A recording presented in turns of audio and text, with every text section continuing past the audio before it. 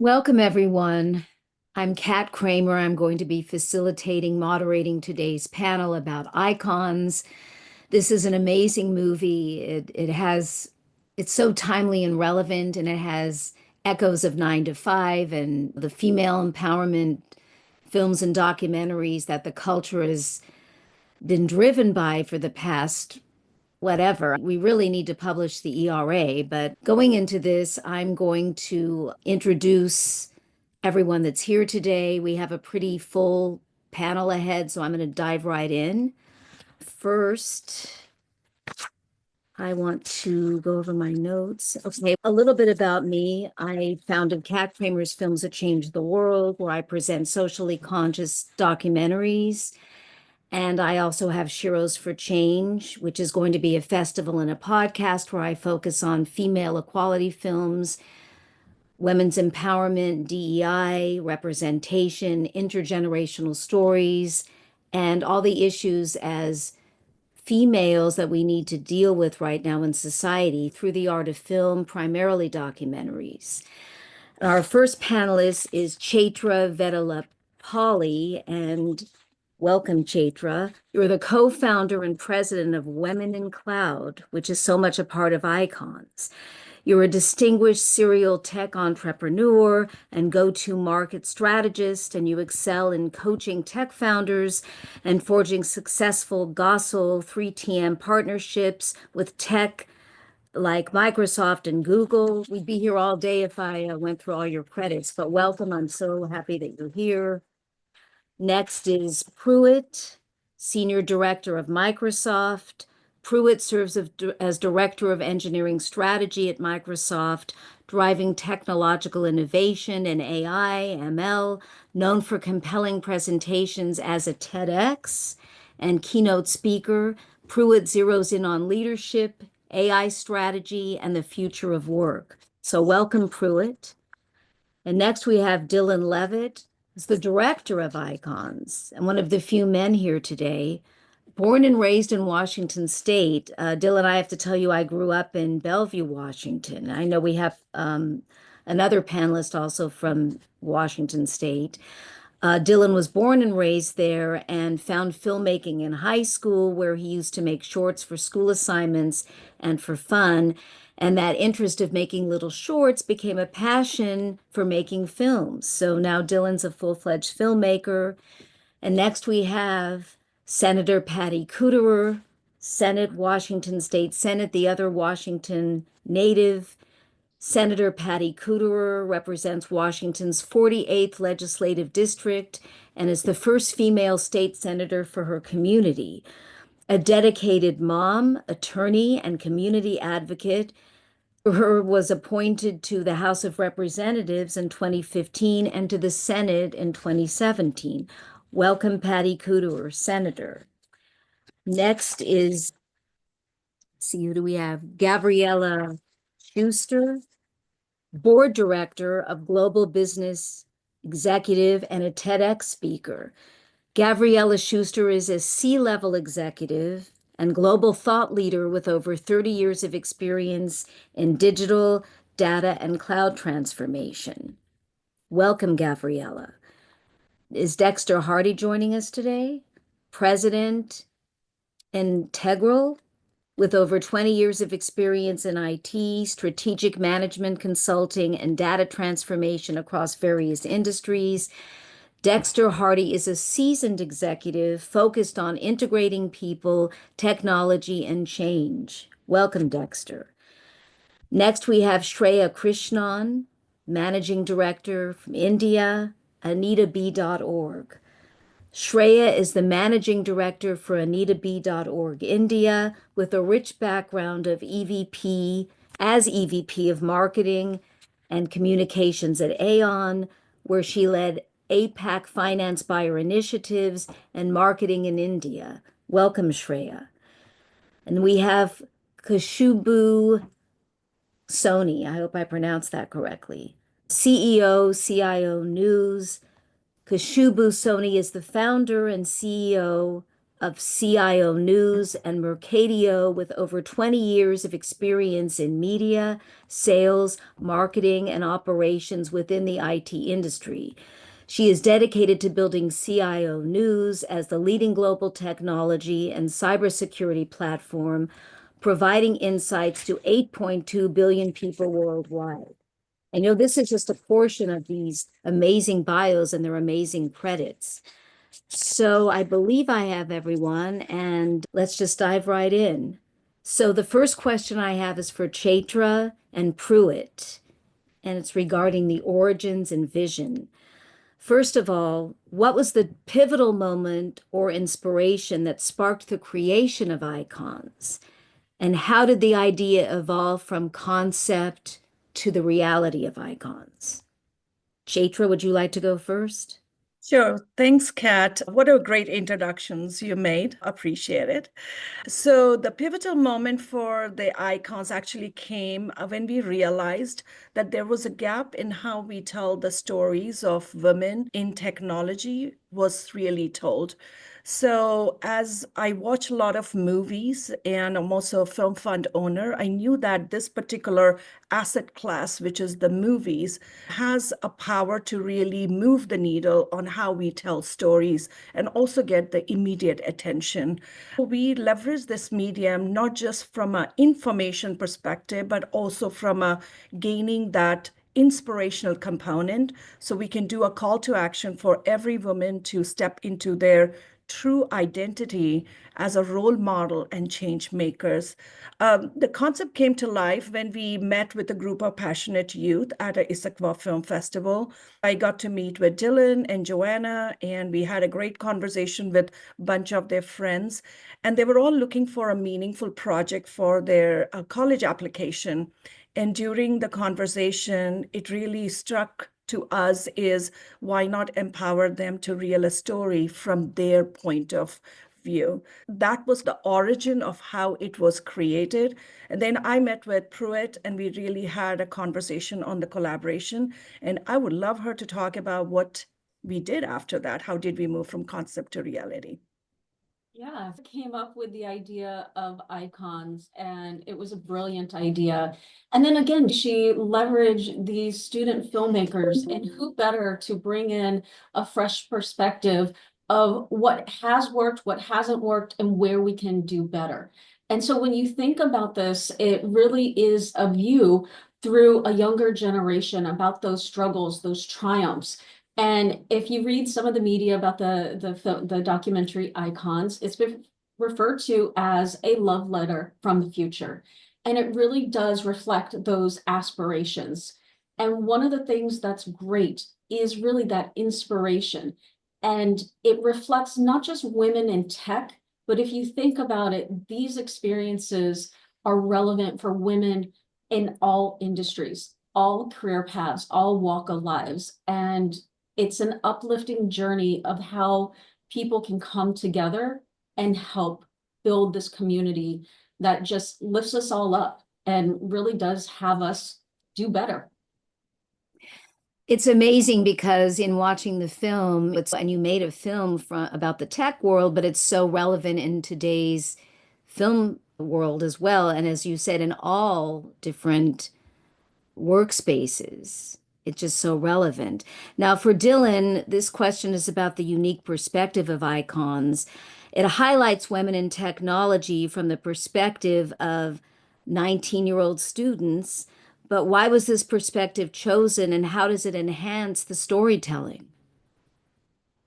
I believe with the idea of having a younger generation create the film and having just more of from like a generation who doesn't know a lot about the tech world, especially with this specific part, it has them coming into it with a fresh, open page to it. We don't have any bias coming into the fact with the project. And also, we understand that everything about in the documentary, it's largely going towards the new generation, my generation, the generation of people going to the tech industry, looking for those opportunities and looking for a new system to basically have a success in the industry. And that was the important thing for me making this. It was having all these women who've been in the tech industry for so long and also have put so much hard work in, just to show the new generation that everything they do, they're not doing it only to improve themselves in their industry, but also to create those opportunities for the younger generation, my generation. That's so great that it's for every generation, but with a focus towards the new generations coming up. Now, my next question's for Gabriella and Senator Kuderer, so please jump in when you have an answer for it. But it's about relevance to today, with the world evolving rapidly in technology and gender equity discussions. Why was now the perfect time to bring this story to life? I'll go for it. It's really for a number of reasons, Kat. Despite some great progress of women in the workforce, there's still a really small number of women, percentage-wise, who are going into tech, about 25%. And that number decreases as women go into leadership, right? It's only about 14% of tech leadership positions are women. And so we really need to encourage more women to come into tech, as tech is a leading industry and driving the shape of our economy, especially as you look at the impact AI is going to have on business of all kinds. And we need that female perspective, and we want to empower women to take that step and really step into this realm of the world, of this industry, and really drive for some greater equity. So the whole goal of icons is to showcase, how to overcome some of these struggles that we all face, and then, the really, hopefully, to empower the next generation of leaders to step into their own iconography, if you will. I'll pick up where Gabrielle left off. I'll start just by saying I don't really view myself as a tech person per se, because of my experience and when I was a 19-year-old in college, and having such a negative experience with that I ended up going in a completely different direction. And that was a choice I made at that time, because the tech world, the beginnings of it were still very hostile to women. But what's so wonderful about linking up with Women in Cloud and the Icons movie is that it still shows that our work is not done. We still have a long way to go, unfortunately. And so as a society, and this includes legislatures across the country, we're grappling with the rapid integration of AI and machine learning and automation. And this movie touches on those themes and I think resonates with current conversations about the built-in gender biases in the tech world. And that's been a focus of my work as a legislator. Also as a lawyer, I ended up becoming an employment discrimination attorney, focused a lot on sex discrimination in the workplace. And I think that the work for the legislature has also been to lift up these voices. We do a resolution every year that I've been in the Senate honoring the work that Women in Cloud have been doing. So I think it's really lifting up the voices and continuing to put a spotlight on the gender bias that still exists. And honestly, it exists in the employment world at large, but it really is particularly acute within the tech industry to this day. Yeah. Great point. I have to say that I love the Trailblazers Unite theme of icons and the quote, "In the age of access, true icons don't just rise to the top, they lift others with them." So you bring up those important points. That quote was so powerful in the beginning of the film. And I wanted to ask Gabriella about overcoming barriers. Icons delves into the challenges women face in the tech industry. Were there parallels between these challenges and those faced during the production of the film? Absolutely. There were great parallels in there, because similar to how women in tech often face limited access to funding and resources, the production faced financial limitations, required us to be very innovative and resourceful in bringing this to life. And we also encountered a lot of skepticism about the film's relevance and the impact it could have, very much reflecting the bias that women face relative to their capabilities and contributions. I love the whole mentorship collaboration, women helping other women, because you just don't see that in any field. It just needs to be more prevalent. And so this movie really brings that point home. My next question is about the role of collaboration. So that's why I brought that up.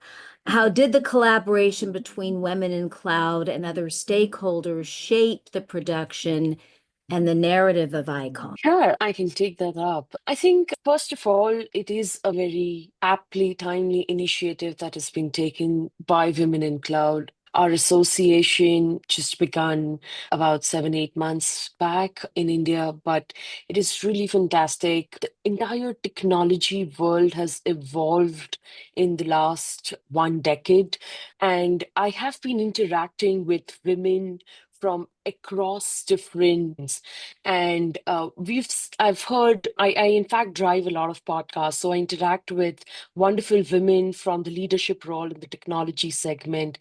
And one of the common challenges that I've been hearing from them is, not to my surprise, is the same challenge from all the regions. And one of them is after their maternity leave, how do they really get back to work and still be there, and they don't have to start from the beginning.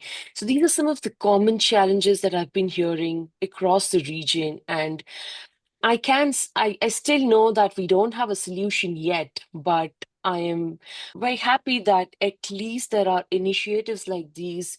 There are communities like Women in Cloud who are helping women to know that they are not alone in this journey, right? Especially after maternity leaves, while women faces challenges not only physically but also mentally. I heard a lot of women go through depression because it gets very difficult for them to get back to work, etc. So when knowing that you're not alone in this situation, and there are women who've gone through this not only in India but all over the world, it is a common challenge. And an initiative like this is something that I feel is very important. And to know that there is a community where you can get an opportunity to learn from each other. There are women who uplift each other, there are mentorship programs. There is a celebration for all the all the good work that you've done in the industry. And even if you want to get back, that there'll be enough and more support that'll be provided by women from different regions. So I think I'm going to share my reviews on the movie as well. But for now, I think this is the perfect time for Icons to release, and I'm very excited how it's reached this level. And yeah, that's for me. Can I just add one thing to that? As you said, I think that the challenge that many women face when they come back from maternity leave is that they feel out of place. And I believe that by hearing the stories of other women who have faced similar challenges, there's a validation for them to understand that they can overcome this and they're not alone. And it's one of the biggest challenges in that gap between the entry level and the leadership level, is that missing rung of women who leave, and many don't come back because they feel so intimidated. And so hopefully we can showcase that it is possible to come back, and the way you feel is natural and everybody feels that way, and then create some better support systems to make it easier for women to re-enter. Yeah, Absolutely. I'd like to Dexter, just piggyback on what everybody was saying. There's a quote that I always like to reference: if you want to go fast, go alone. If you want to go far, go together. And WIC community is focused on going far together, right? So you have to build that community. You need allyship. As a male business owner, looking at and seeing some of the inner dynamics of what happens for women as they traverse not only the tech industry, but industry in general. A lot of that strong, my mother was a huge influence on where I am today, just the obstacles that she faced and just still persevering, showing that grit, going through, never let them see you sweat type of thing. That comes from truly the mothering instinct that is there, cannot be denied. As you get back into business, having that never quit attitude, that pull yourself up by your bootstraps thing, that's really important. And as we build out the community and developing skills and making sure that as we go to that next phase of technology, I'm sure everyone is aware that AI is everywhere and is going to be a huge impact on everyone's life in the future. Making sure that women and minority groups have access to the cybersecurity skilling, the AI skilling that is required to be a part of that, so that the voices of the community don't get lost in the shuffle. Thank you, Dexter. That point is so well taken, all of your comments. And it brings up for me about allies and you being an ally. And that was such an important point of the film, as well as the unconscious bias that was brought up, because everybody faces that, I think, more so today than ever, which is why this movie is so relevant. My next question is for Dexter, Shreya, and Chaitra, and it's about the impact beyond the screen. So, what impact do you hope icons will have on viewers, especially young women, allies, and aspiring professionals in tech? And have you seen any early indicators of the influence of what icons means and the impact it has? What we are seeing with icons, we use this as a platform for getting women technically skilled, as well as leadership skilling was also be part of it. So we ensured that we distributed over 5,000 AI and cyber skilling for women so they can build the capacity that is required for a $7 trillion market that is there, because our participation is less. So we wanted to get them truly technically ready. The second one is also engaging in the leadership skills so that they can actually move up the career path and also lead within the organization or run a company. And the third area we focused on is how do we help them become ambassadors of the community and have icons as a movie to really evangelize and advocate the need for helping each other and lifting each other up while giving access to all the scholarships in place. So what this did was working with in a succinct manner, we were able to advocate for policy change. We were able to advocate for leadership development, advocate for technical skilling in the ecosystem. And we were able to do through the allyship we did with all the executives on the other side. And Dexter was extremely instrumental in helping us build that technical skilling infrastructure for women. So Dexter, do you want to take it from there? Yeah, absolutely. Thanks for that, Chaitra. The biggest thing that I see, or the impact that I see beyond the screen, is the voice, amplification of women voices in technology, or amplification of women voices in general.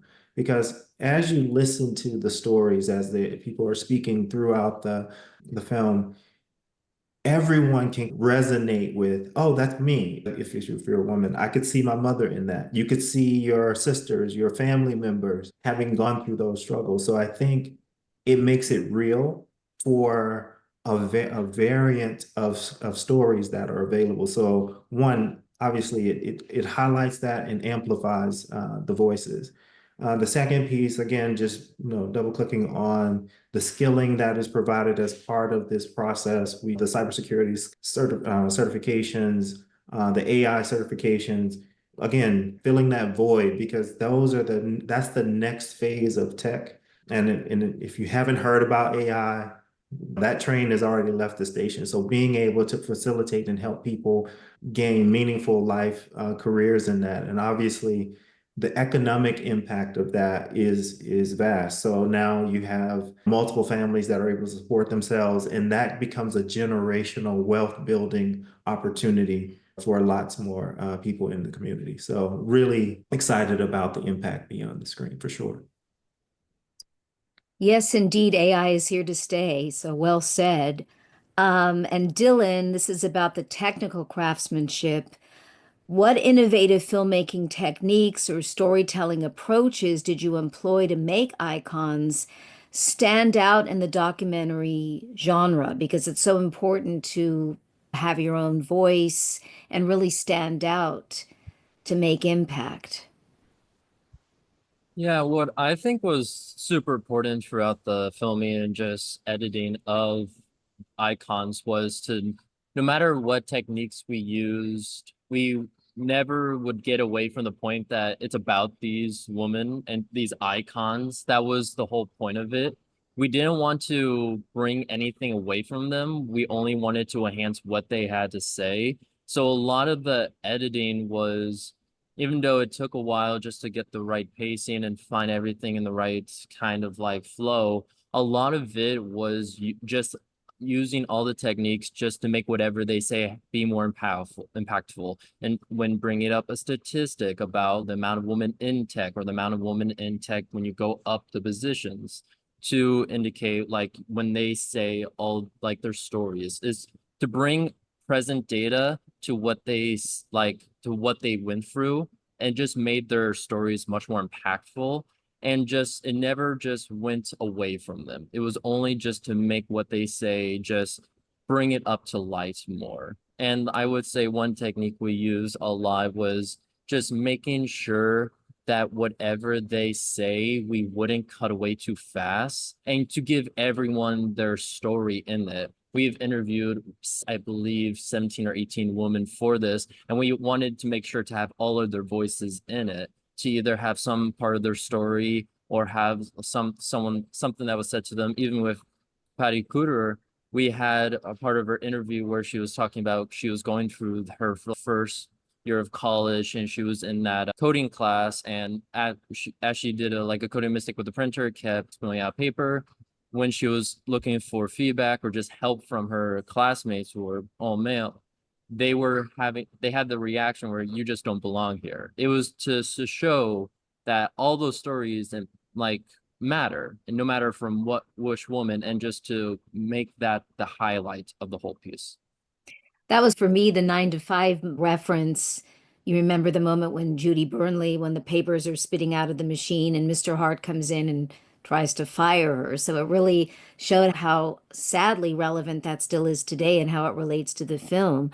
So my next question is about call to action. And I love the icons that were shown in the film, Princess Diana, etc., to show the female empowerment icons to look up to. And this is directed towards Pruitt, Dexter, and Gabriella, who wants to jump in first. What's the core message or call to action you want audiences, particularly decision makers and influencers? What is it that you really want them to take away from the film? I can jump in first. I think one of the most important takeaways is to step up as a sponsor, to step up as an ally, both from an individual perspective, sponsoring and being an ally to individuals, but also in terms of supporting programs that empower women, specifically within technology and innovation, but also across all industries.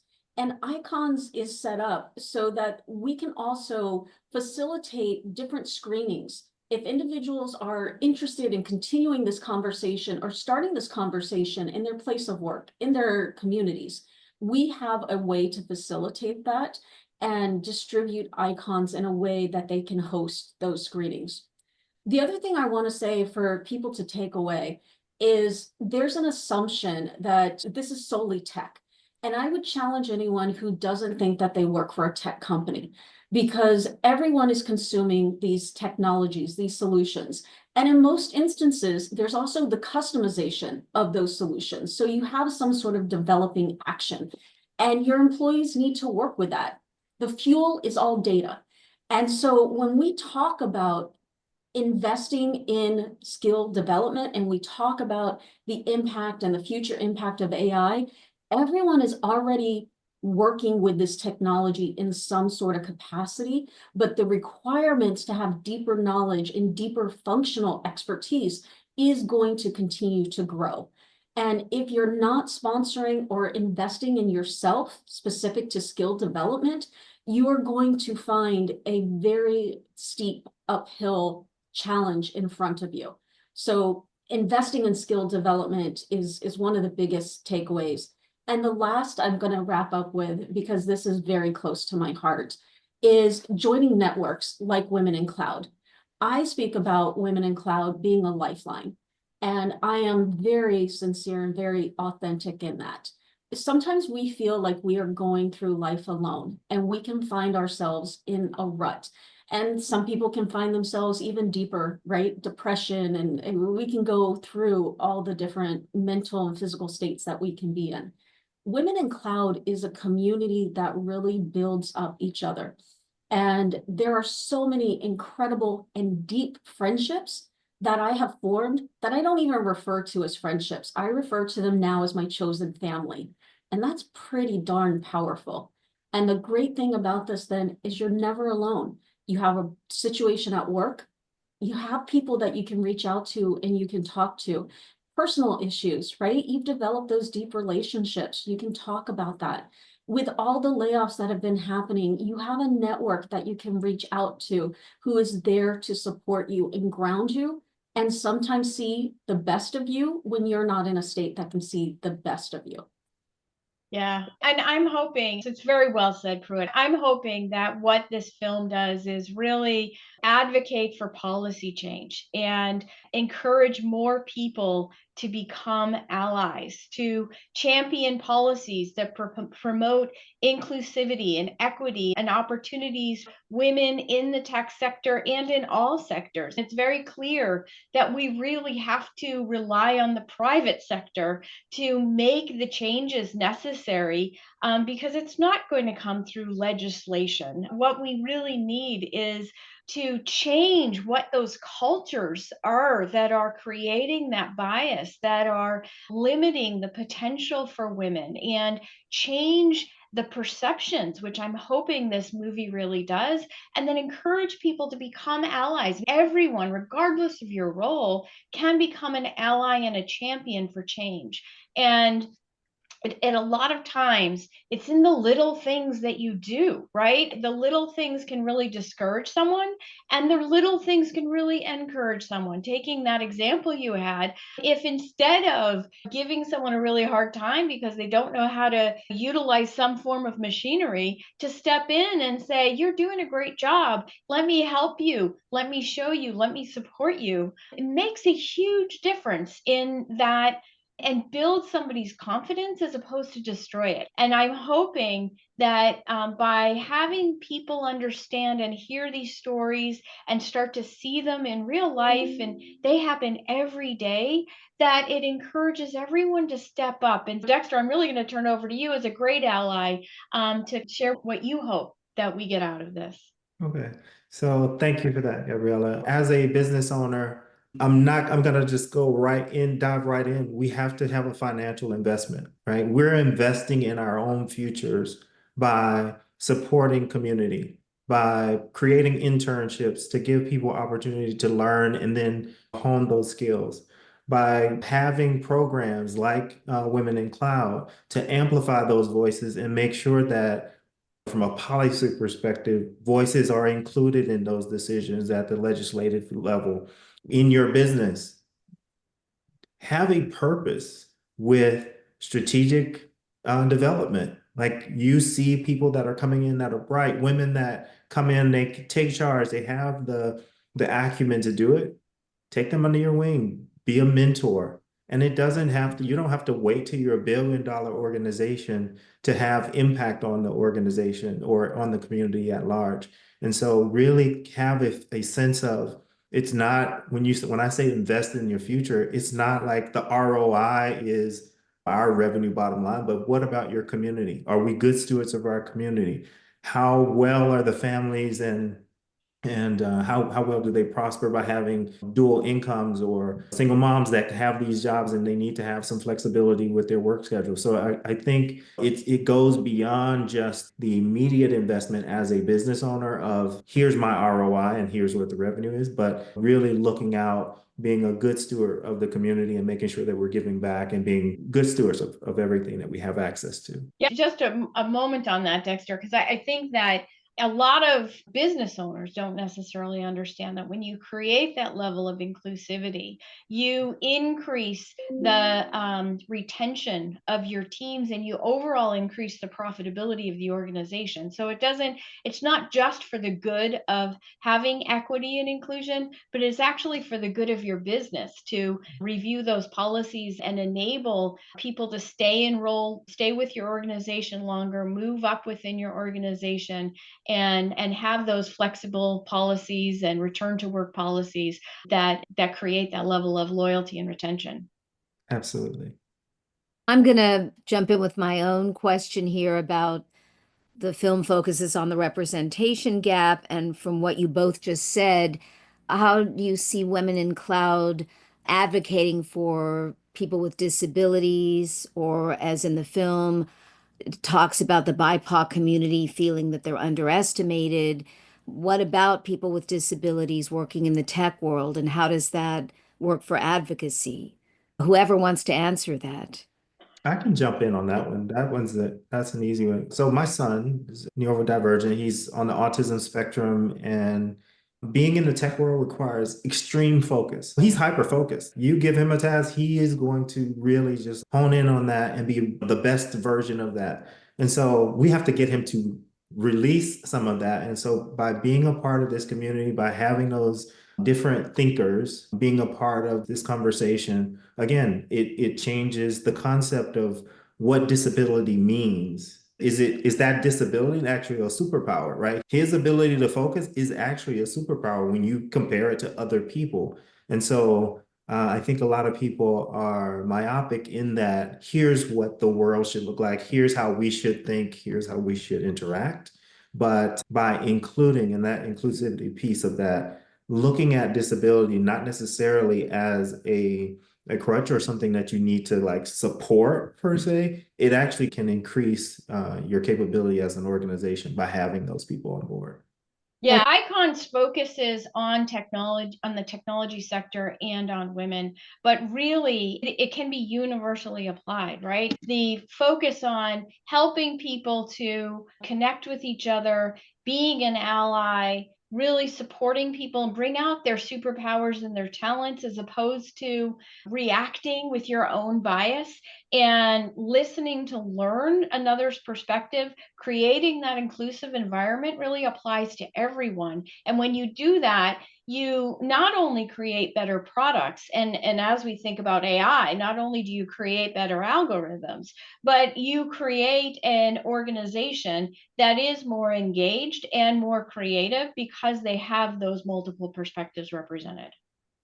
Right, and by having inclusion, it opens it up to the community and you actually get more support. Kat, this is another area that's very passionate for me when you asked about women in cloud and individuals with disabilities.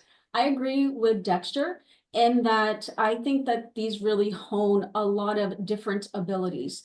And Women in Cloud actually inspired me to do a TED Talk. So I have ADHD, and it's not something that I was public about, because for me, it was a journey that was more shameful in terms of the struggles and the challenges that I went through. And I do think differently. I process information differently. I engage differently. And I have always struggled with the term neurodivergent because it just adds to the shame. You are different. However, like Dexter said, there are superpowers. I'm great at innovation. I am really great at thinking out of the box and being creative. And why this is relevant is because it was Women in Cloud and Chaitra that encouraged me to do a TEDx on ADHD and how ChatGPT, Gen AI technology can help to empower us. And it's been a game changer for me. I've gone from sometimes 50 browser tabs open, right, to this rabbit hole of trying to get information, to a very concise way of understanding and reading through, consolidating information. So when you ask, how does Women in Cloud and how does Icons apply, they uplift, they give courage, they give support. I am not seen as different. I am welcome with open arms, and I am met exactly where our capacities are on those days, right? Everyone comes at different degrees on different days. So it's a very inclusive and very supportive and encouraging environment. Pruitt, thank you so much for adding that because I advocate for the disabilities community and also the deaf community primarily. And it's so important, especially now, to bring up these points because there's so many invisible disabilities or people with hidden disabilities that they're ashamed to talk about and haven't figured out how to integrate that in to their workspace or to their mission. So I'm so glad that you added that. And this question is for everyone. So whoever wants to jump in first, it's really about personal takeaways for each of you. And I guess Chaitra, we'll start with you. What is one moment or lesson from working on icons that profoundly impacted you? And how has it changed your own perspective on women in technology or in filmmaking? That great question. When we started with icons, I thought it was just a movie that we are going to create and give an opportunity for the kids and the youth to do it. But it turned into a platform. It turned into a movement where everyone felt like their stories were seen on the big screen and they were able to relate to it. So as part of going through this journey, we'll start to see a lot of the community members actually leading the movies, and also a collective book projects will come out, and maybe probably a Netflix series that will come out. But during this whole process, I personally felt that coming from a tech and moving into a Hollywood was a PhD journey in such a short period of time, trying to figure out what does that really means on looking at your current environment and moving onto a big screen to influence a huge number of population and moving them into a place of empowering them, inspiring them, and identifying them that they can become the role models in the future or in the current state, because they all need to step in and recognize that they can be the icons.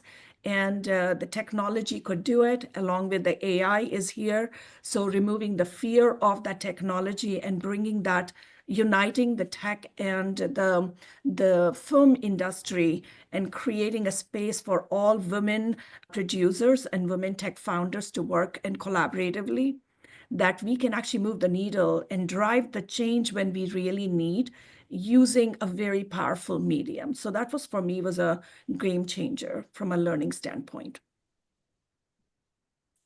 Anyone else want to jump in? Sure, I can jump in. One of my key takeaways and what was a game changer is recognizing that, like Chaitra said, icons is a movement.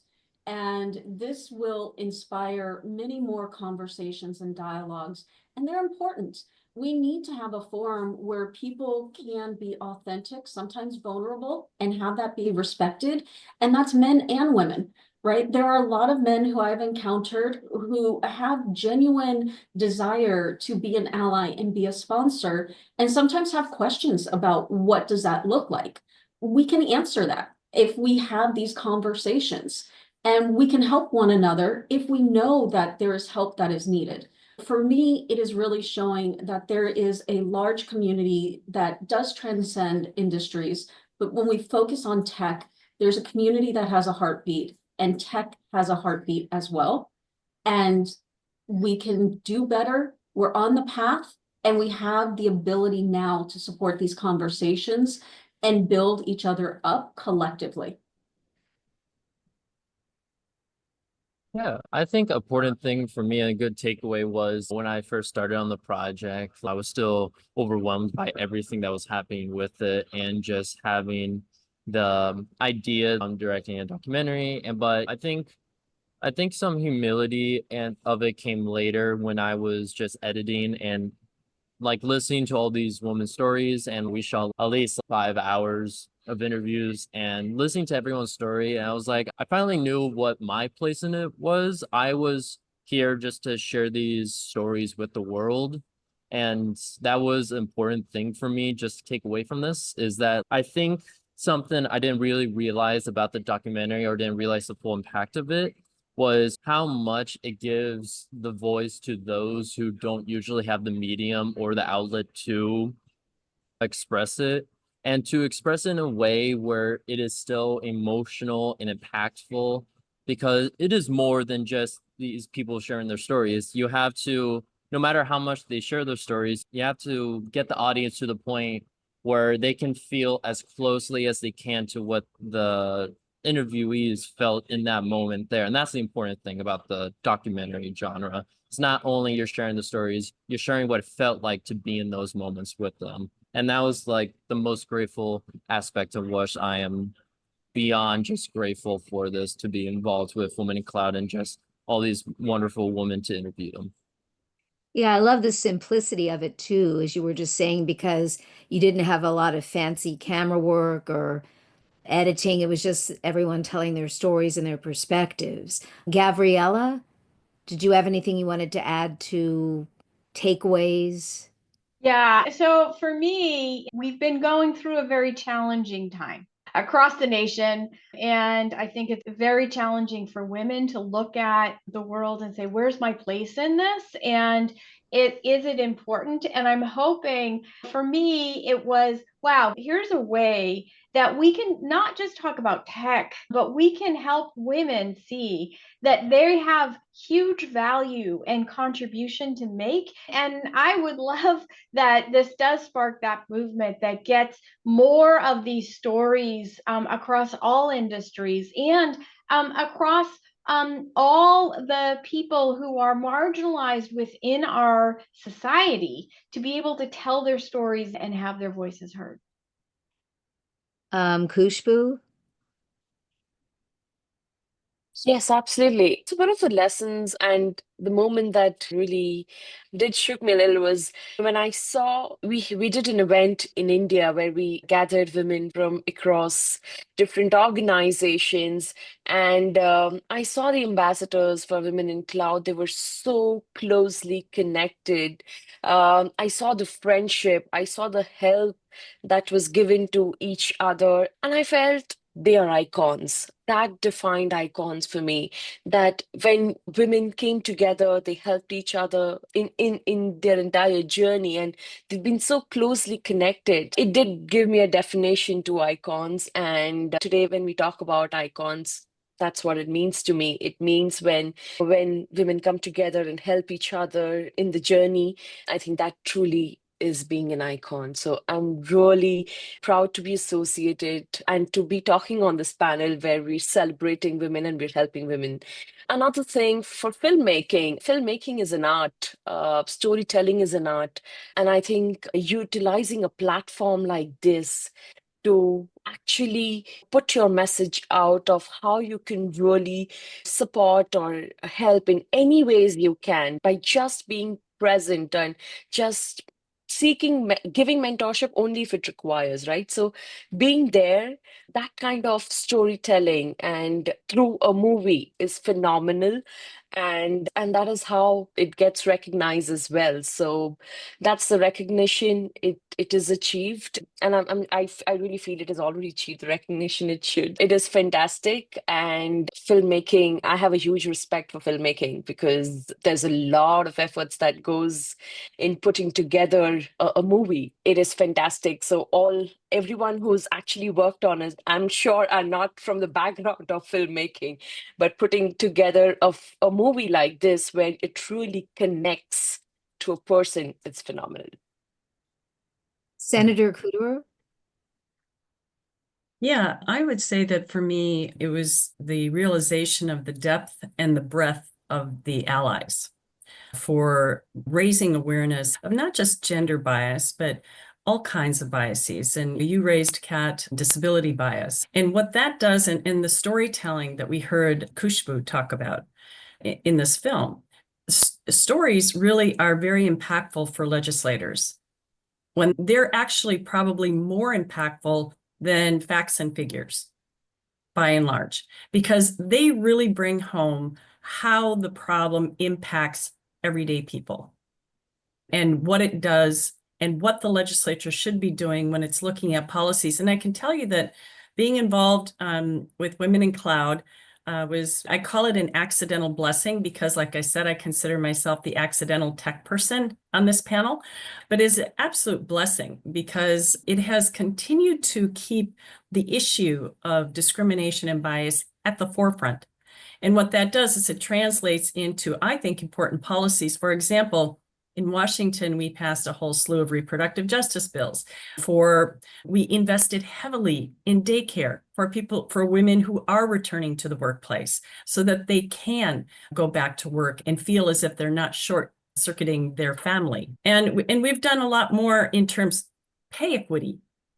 I had a bill that dealt with women's medical records in employment discrimination cases, things like that really inform the legislation that goes down into the books that actually does impact people's lives. And when we hear these stories, they make for better policy because it helps us think how the words on the paper are going to work on the ground. And I think if they don't work on the ground, then they are just words on paper. And so it's really important for us. And this movie is like a testament to that. It is a continuation of story after story that really puts a spotlight on an ongoing issue that I've been fighting in the employment world for nearly 40 years. And I can tell you, it's the one area of the law that I would love to be put out of business, to be honest. And I hope we get to see that in my lifetime. But I do think that the stories and bringing it to the forefront and having it in all of the allies' consciousness, I think that it makes for changes, whether they're big or small, but it makes for changes throughout our society. And that's really where we're going to start seeing that cultural and attitudinal change that we need to have happen for us all to be allowed to reach our full potential. You're so right, because change makers and change comes when people can connect to a story and feel emotion as opposed to facts and figures. So that was such an important point, and the movie really does that. Dexter, I'd love to know your takeaways Oh, as an ally, especially. absolutely.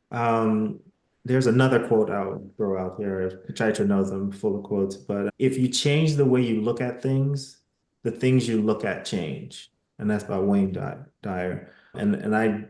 Film is a very powerful medium to change as a change agent. It brings light on certain scenarios. It gives it amplification. And when you leave out of the film, especially with this Icons film, you see the different diaspora of stories, all having a shared struggle or a shared piece that they had to go through. But look at the other side of it. You have our esteemed senator here who's still an advocate for everything. That story was the lightning rod that is now driving change in legislature and in policy in Washington. And so I think that's a really big piece that we have to really focus on, is just changing the way we look at things.